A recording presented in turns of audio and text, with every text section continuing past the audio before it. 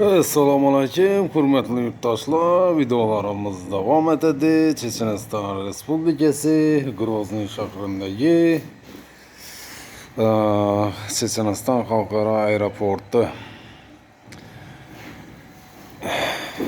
Videolarimiz davom etadi o'rtoqlar. Ko'rishlaringiz mumkin. Fuqarolarni kutib olish samolyot yetishganda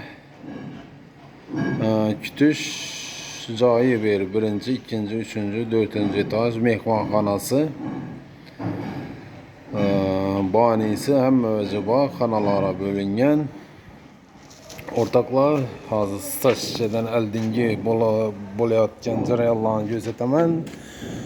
3 santi bazalt qo'yilgan, yine statsiyadan elde olacak variant. Bazalt, son Penaplex görüşleriniz mümkün. Üstünde yine sekke koyulgan bize suağa beton devala ornatkan sekkeden yine üçlük mü dörtlük mü kırağına şimdi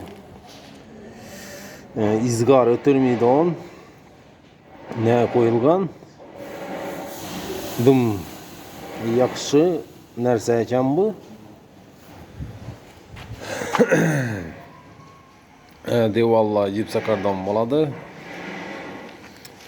Bari kanallarni ko'rsataman. Bon koridorlar boshlangan bon tarafda. Bu narsa vata. Buni gipsakardonni orasına qo'yib turibmiz. Gipsakardonni orasına tak atamiz. Görüşleriniz mümkün o'rtoqlar. Bu gruntopga ne? 2 sloy bo'ladi. Gipsakardon üstünde yana ne uriladi? Gipsakardon.